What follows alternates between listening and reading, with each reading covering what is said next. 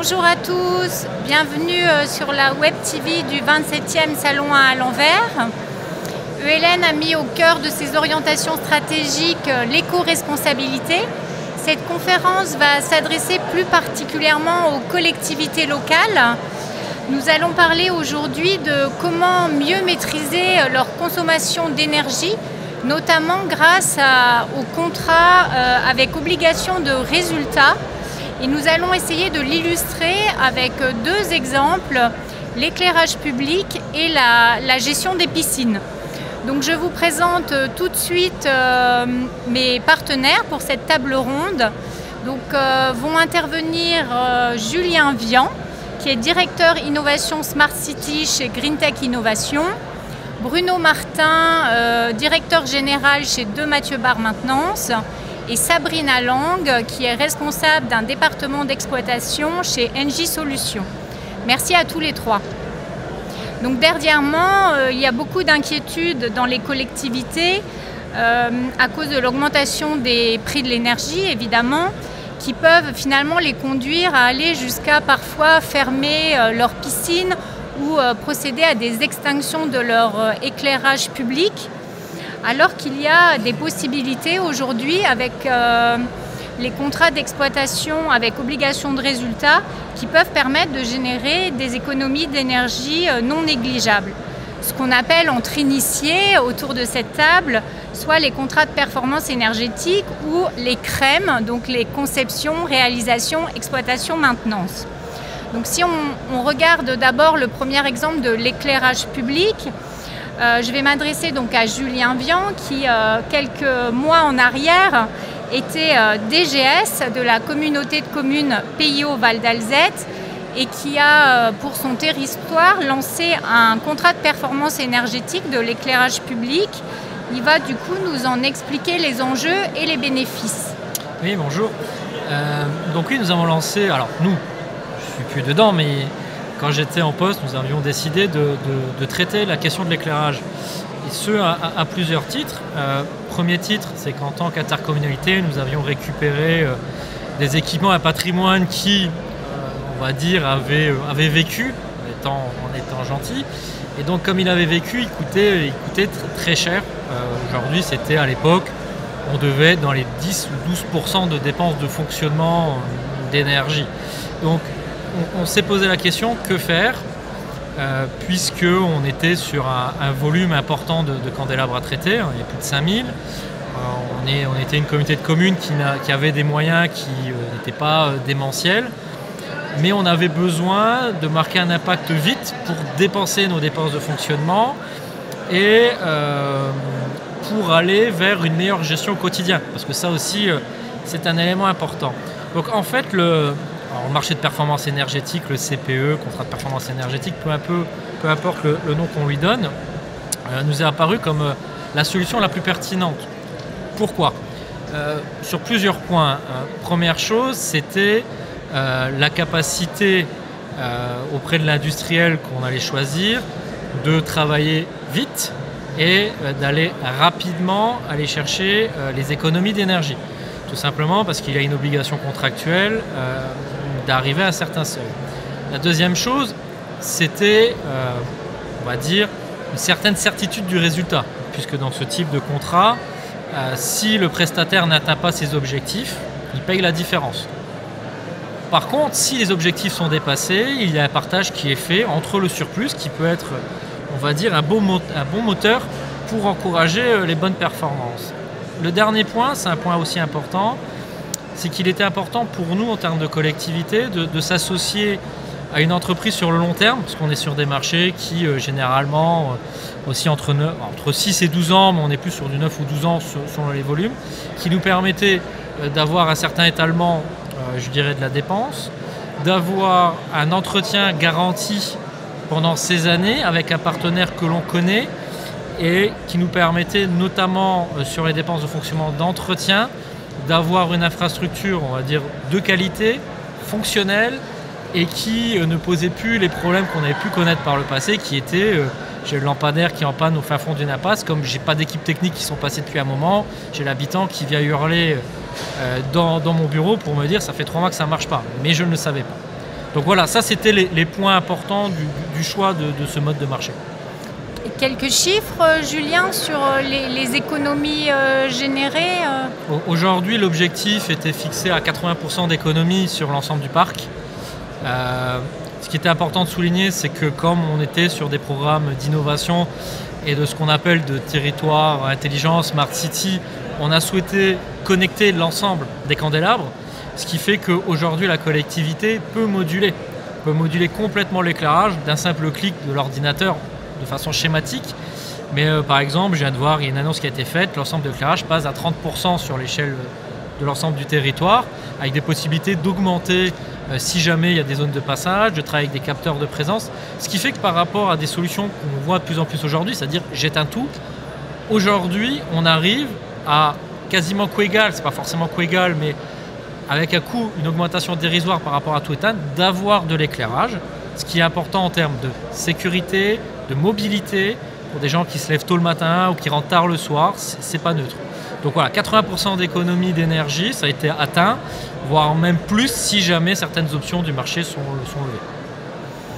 Et ce qui est intéressant finalement aussi, c'est d'avoir peut-être votre retour d'expérience, donc global au niveau de la collectivité, pour peut-être donner envie à des collectivités qui voudraient s'y lancer là maintenant avec le contexte énergétique.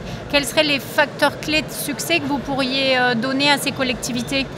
Alors le premier facteur clé, c'est vraiment de bien connaître son patrimoine. Ça peut paraître basique, mais aujourd'hui beaucoup de collectivités, et j'ai beaucoup d'exemples en tête, ne connaissent pas forcément bien leur patrimoine, combien de poêles lumineux, combien d'armoires. Donc ça c'est déjà la première chose. Deuxième chose, c'est qu'on connaît bien son patrimoine, de bien, on va dire, évaluer l'état de ce patrimoine, parce qu'on se retrouve avec des choses qui aujourd'hui ne sont plus légales, voire même sont dangereuses. Je rappelle que le président ou le maire, si jamais une armoire est défectueuse, un enfant met la main dedans électrocuté, il est responsable, il peut finir en prison. Donc ça, c'est des choses importantes. Le deuxième point, c'est de bien se faire accompagner. Ça prend un peu de temps, ça coûte peut-être un peu d'argent, que ça soit en AMO technique et en AMO juridique, mais derrière, ça fait gagner de l'argent puisqu'on optimise le marché et on optimise les prestations qu'on demande aux futurs lauréats. Merci Julien. Maintenant, vous êtes passé de l'autre côté, vous êtes passé dans le privé, donc vous travaillez chez GreenTech Innovation. Vous êtes du coup offreur de solutions, et est-ce que vous pouvez nous parler de ce que vous proposez en termes d'éclairage vertueux ? Alors, chez GreenTech, on a décidé de pas faire la révolution, mais d'avoir une vision complètement différente sur l'éclairage, c'est-à-dire qu'on propose un éclairage qu'on appelle Solary Light, qui est un éclairage autonome qui fonctionne avec l'énergie solaire et connecté.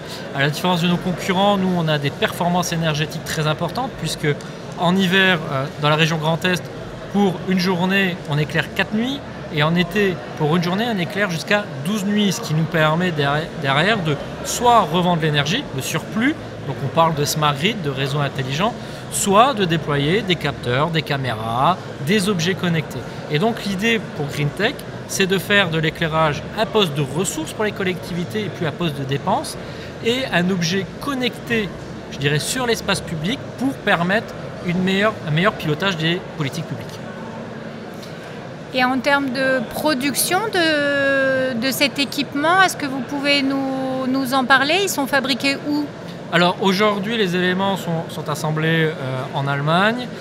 Dès l'année prochaine, fin d'année, on va avoir une usine qui va s'installer dans le Grand Est, parce qu'on a une véritable volonté en fait, d'avoir une logique CO2 sur notre produit, que ça soit de la conception à, au recyclage. Donc on s'engage déjà sur l'assemblage en France, sur des matériaux qui viennent le plus court possible, sur des matériaux qui vont être de plus en plus biosourcés. On a des gros programmes de R&D dessus, de travailler aussi sur les batteries, d'amener du graphène pour en faire quelque chose de complètement, je dirais, qui s'intègre et qui a un impact CO2 le plus faible possible pour les territoires. Merci beaucoup Julien Vian pour cet éclairage sur l'éclairage intelligent et connecté et surtout autonome. Donc je vous propose maintenant de passer à la question des piscines. Nous en avons ici sur ce territoire un magnifique exemple avec la piscine de Bassam. Donc la collectivité, la communauté d'agglomération Porte-de-France-Thionville a choisi de Mathieu Barre avec NJ Solutions pour la construction de son centre nautique de Bassam. Du coup, je vais me tourner vers Bruno Martin qui va nous expliquer en quelques mots ce projet. Et peut-être avant, Bruno, vous pouvez nous dire quelques mots de Mathieu Barre. Oui, merci Christelle. C'est le groupement qui a remporté l'appel d'offres, et donc on n'est pas tout seul. Mais effectivement, la communauté d'Aglo en fait, a lancé le projet de construction et d'exploitation de cette piscine sous la forme d'un marché global de performance. Vous avez cité tout à l'heure le mot CREM, qui effectivement entre initié veut dire conception, réalisation, exploitation, maintenance. Eh bien, le marché global de performance, on y associe en fait des engagements de performance contractuels, notamment énergétiques, sur lesquels on s'engage. Et si d'ailleurs on ne les tient pas, on est lourdement pénalisé. Donc le groupement dont nous étions effectivement mandataires, de Mathieu Barre. De Barre, c'est aujourd'hui le leader du BTP sur la Lorraine. C'est 4000 personnes, 1,8 milliard de chiffre d'affaires, dont les marchés globaux de performance dont nous parlons. Et le métier de l'énergie est le futur métier de développement du groupe. Donc le groupement était composé essentiellement du cabinet d'architecture Chaban, donc à la fois en architecture et à la fois en maîtrise d'œuvres techniques, du groupe de Mathieu Barre donc pour la partie réalisation en tout corps d'État, Engie, nos collègues d'Engie sur la partie travaux donc CVC et traitement d'eau, et puis un assemblage en mainteneur donc d'Engie Solutions et de Mathieu Barre Maintenance sur la partie maintenance qui dure justement 8 ans. Voilà pour la partie groupement. Le marché pèse environ 12 millions d'euros en fait en termes de travaux et 4 millions d'euros pour la partie maintenance. Alors qui dit marché global de performance dit en fait pour la collectivité, pour le maître d'ouvrage, une garantie du délai, des coûts et des consommations futures de fonctionnement. C'est essentiel parce qu'on sait tous qu'une piscine ça coûte très cher, c'est déficitaire pour une collectivité. Donc la maîtrise de ces coûts elle est essentielle pour la collectivité. Donc, et en fait, l'avantage est aussi que nous, mainteneurs, nous soyons très très en amont dans la conception de l'ouvrage que nous allons maintenir par la suite. Ça nous a permis, nous, un ouvrage qui est aujourd'hui peu énergivore, c'est un ouvrage aussi qui a été bien conçu et bien réalisé. Et sur quoi nous travaillons ? Nous travaillons sur l'isolation, évidemment, tout ce qui est perméabilité à l'air, avec des tests très très poussés pour traquer la moindre fuite. On travaille sur le calorifugage, on travaille sur les ponts thermiques pour éviter toute condensation, on travaille sur les vitrages, tout en gardant les apports solaires. Et on a installé par exemple un volet thermique sur le bassin extérieur. Tout ça en fait va contribuer demain à ce que la piscine soit moins énergivore. Voilà. Merci beaucoup. On peut peut-être lancer une vidéo qui a été réalisée par le maître d'ouvrage et qui va nous permettre de nous rendre compte de ce beau projet.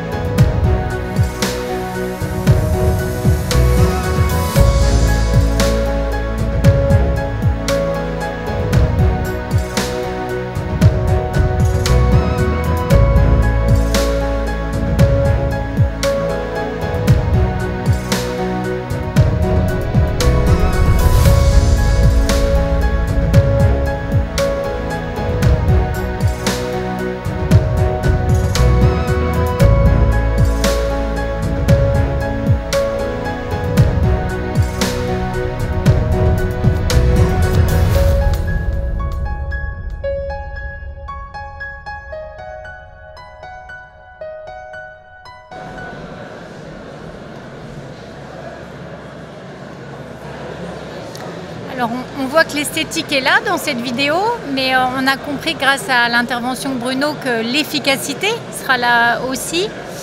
Sabrina, quel a été du coup votre rôle dans ce groupement et dans ce projet ?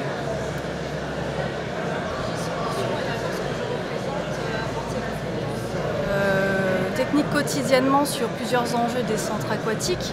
Donc les enjeux de gestion et de maîtrise des fluides, eau, chaleur, électricité qui sont un triptyque indissociable en centre aquatique. Des enjeux de confort, d'hygiène également pour contribuer à l'attractivité des sites. Et les enjeux du respect réglementaire de qualité d'eau et de qualité d'air. Au niveau national, nous avons une présence sur plus de 500 centres aquatiques, donc une forte expérience et un réseau d'experts locaux qui sont en relation avec Engie Recherche et Innovation, qui possèdent un laboratoire et qui développent des innovations en application sur les centres aquatiques que nous avons en gestion. En Lorraine, nous avons une équipe dédiée qui intervient depuis plus de 10 ans sur des centres aquatiques, avec certains projets avec une forte ambition de performance énergétique. Donc nous avons déjà une expérience de réduction des besoins de plus de 30%. Et nous sommes donc intervenus auprès de Mathieu Hébard et du cabinet Chaban, à la fois comme concepteur, installateur et mainteneur. Voilà. Donc, la réponse du groupement a affiché une très forte ambition en matière de performance énergétique et de fiabilité des équipements. Et donc notre implication dès le début du projet a permis de mettre en œuvre des solutions sur mesure pour pouvoir y parvenir. Et à l'issue de cette phase de travaux, nous nous engageons sur 8 ans de prestations P1, P2, P3, qui se traduisent par la gestion, la maîtrise des fluides, la maintenance courante, le gros entretien, le renouvellement des équipements chauffage, ventilation, climatisation, traitement d'eau et courant fort. Et donc vous me disiez que finalement cette piscine, ça va probablement être l'une de celles qui va être les mieux gérées, les plus efficaces finalement en France avec ce que vous avez réalisé ensemble dans ce groupement. Effectivement. Bruno, du coup, si je me souviens bien, le groupement a été attributaire juste en 2020, donc juste au début du Covid et du confinement. J'imagine que ça a dû représenter pas mal de difficultés pour lancer les travaux. Est-ce que vous pouvez nous faire un peu votre retour d'expérience de cette période ? Oui, Christelle, ça a été une grande aventure parce que je vais vous rappeler quelques dates clés du projet. Vous allez vite comprendre, c'était pas si loin que ça. La remise de l'offre finale s'est passée le 24 février 2020, à quelques jours du premier confinement. Donc l'analyse des offres, le choix du candidat par la communauté d'Aglo s'est fait pendant ce confinement et le marché nous a été notifié en fait le 20 mai 2020, donc en pleine période, en pleine pandémie. Donc complètement incroyable parce qu'on avait justement des délais à respecter, etc. Et le permis de construire a été donc déposé en plein été 2020, au mois d'août 2020, en pleine vacances. En fait, la pandémie a accompagné ce projet depuis le début. On a démarré les travaux en mars 2021 et boum, rebadaboum, de nouveau la pandémie qui arrive, de nouveau des absences folles, des confinements partiels. Et donc nous avons vécu tout ce projet-là avec la pandémie. Pour autant, je dois le dire, l'intelligence collective, d'abord du maître d'ouvrage, avec la flexibilité qu'il a fait, et de ses AMO, mais également des entreprises. La qualité d'entente dans le groupement a permis qu'on livre ce bâtiment en temps et en heure quasiment, dans les coûts annoncés et dans les délais annoncés. C'est juste fantastique. Bravo à tout le monde, bravo aux équipes. Sabrina, du coup, vous, votre bilan et peut-être les points forts de cette réalisation Alors effectivement, la réussite de ce projet, selon l'expérience que nous en avons, tient aux efforts collaboratifs qui ont tout de suite existé dès le début entre les concepteurs, le constructeur et le maître d'ouvrage aussi parce qu'il a été présent et de la bonne manière. Ils ont été à l'écoute de nos recommandations sur les solutions à mettre en œuvre. Et effectivement, on a dû s'adapter aux conditions économiques du moment, sur les énergies, sur les approvisionnements. Et donc, pour donner quelques tendances sur ce centre, nous avons misé sur une approche globale de solutions. On ne soit pas contenté de mettre bout à bout des solutions qui existent mais qui finalement peuvent à la fin ne rien avoir entre elles. Donc on est parti sur un régime de température faible qui se trouve parfaitement adapté au centre aquatique. Donc on peut faire tourner des pompes à chaleur sur leur meilleur régime de fonctionnement et récupérer des calories partout où c'est possible. Nous avons conçu sur mesure une centrale de traitement d'air pour les besoins de la halle bassin, qui met en œuvre le chauffage, le renouvellement d'air, la déshumidification. Et nous avons embarqué un système frigorifique de récupération sur les 50 000 m3 de volume en jeu potentiel. Et nous y avons intégré nos technologies brevetées pour venir moduler au plus juste les besoins en fonction de la qualité d'air, du taux de trichloramine dans l'air, de l'humidité dans la halle bassin. Nous avons également développé une GTC. Gestion technique centralisée. Tout à fait, voilà. Donc, qui permet un suivi, un pilotage à distance des équipements techniques. Nous continuons puisque comme nous avons un fort engagement de performance énergétique, il faut suivre effectivement tous les compteurs. Donc nous allons utiliser un outil dédié pour ce suivi. Et comme nous avons encore 8 ans devant nous, voilà, d'autres innovations vont intervenir et nous pressentons que l'étape d'après, ce sera l'amener d'intelligence artificielle finalement dans tout ce système pour qu'on puisse piloter au plus juste les besoins du centre aquatique. Voilà. Donc on revient sur le sujet de l'éclairage avec finalement le smart grid et l'intelligence artificielle qui va permettre d'aller encore plus loin dans la gestion de l'énergie. C'est un aboutissement. Okay. Vous rejoignez avec Julien Bian. Vous vouliez compléter, Sabrina, je crois, un petit message aux équipes. Je voulais remercier effectivement les équipes techniques avec lesquelles je travaille au quotidien, parce qu'ils ont une implication sans faille, ils ont un enthousiasme, une passion sur ces sujets notamment. Et ce qui contribue finalement à l'excellence de ce pôle qu'on a voulu dédier au centre aquatique. Et du coup, j'en profite pour passer un message puisque nous recherchons toujours des talents.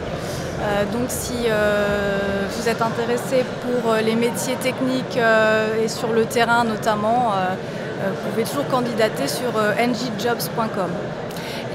Je pense que ce message vaut aussi pour Bruno, parce que je pense que dans le BTP, il y a aussi... Bruno, je te passe la parole, je te laisse. Complètement, j'abonde complètement au propos de Sabrina et j'adresse un message particulier aux femmes et aux jeunes femmes. Je pense qu'il y a un choix d'orientation à faire au collège déjà, au collège et au lycée. Ces métiers techniques sont méconnus, ils ne souffrent plus aujourd'hui de pénibilité physique pour la plupart. Et donc le levier aujourd'hui de ressources, il est principalement chez la gente féminine. Et tant mieux. Et tant mieux. Et on a un bel exemple avec Sabrina. Tout à fait, une belle référence locale. Donc voilà, je pense que le message est passé.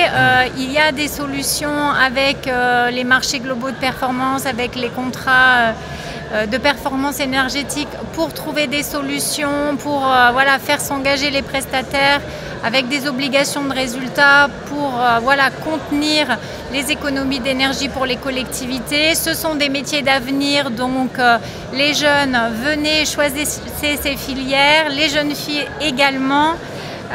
Merci à tous de nous avoir suivis dans cette conférence. Vous pourrez la retrouver donc sur le site d'Entreprendre en Lorraine Nord. Merci à mes partenaires pour cette table ronde. Bonne fin de journée. Merci.